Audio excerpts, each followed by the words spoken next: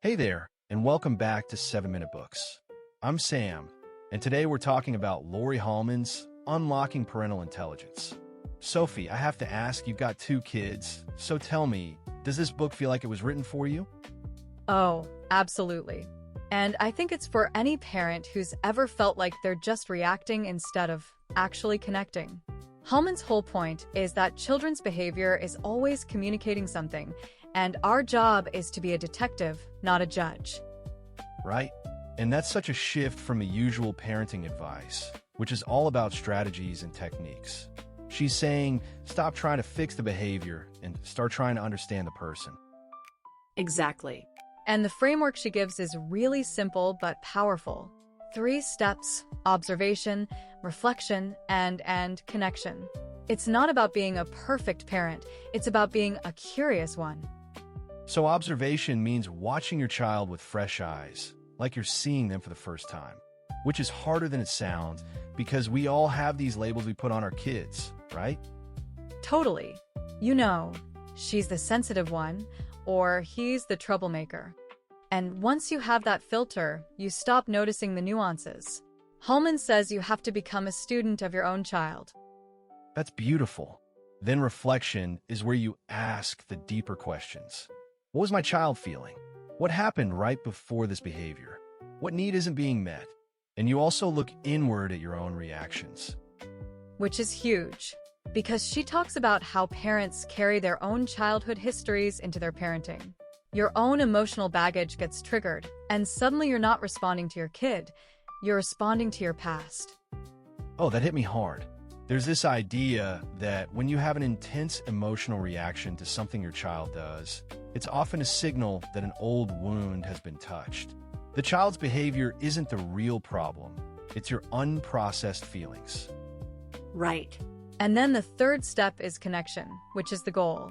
You approach your child from a place of understanding, not reaction.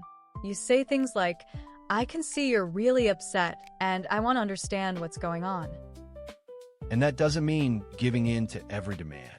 It means setting limits with empathy. She gives this great example of a 7-year-old boy who starts having nightmares after his baby sister is born.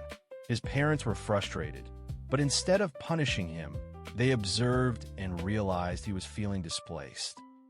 Yeah, and once they understood that, they connected with him by setting aside special time just for him. The nightmares faded. That's the power of this approach. She also talks about how play is a child's primary language for expressing feelings. A kid who builds a tower and knocks it down might be exploring feelings of power and loss. You don't have to ask them directly. You could just join them in play. And there's a whole section on co-regulation, which is basically helping your child calm down when they're flooded. Young kids don't have the brain capacity to manage their emotions alone. They need you to be a calm, steady presence. Which is so hard to do when you're in the middle of a meltdown yourself. But she's really compassionate about that too. She says parents aren't superheroes, and when you lose your temper, the important thing is to repair. Apologize to your child, explain what happened, ask for a fresh start. That models something incredibly valuable, that relationships can survive conflict. The part that really got me was when she says children are not projects to be fixed. They're whole human beings who deserve to be known. So much parenting advice is about shaping behavior and producing successful adults, but she's like, no, focus on the relationship. And that's the core of it. When you focus on connection instead of control, kids grow into their fullest selves because they've been seen, not because they've been molded. I'm walking away from this book with one thing. Before I react, I'm going to pause and ask, what is my child trying to tell me? That one question changes everything. And honestly, if you want to go deeper, the whole library's over on 7minutebooks.com/app with over 6,000 fiction and nonfiction titles you can read or listen to in any language. It starts at $2.99 a month, $9.99 a year, or $19.99 for lifetime access. Love that. So Sophie, final thought? Parental intelligence is really just love that's willing to listen. We'll see you in the next one.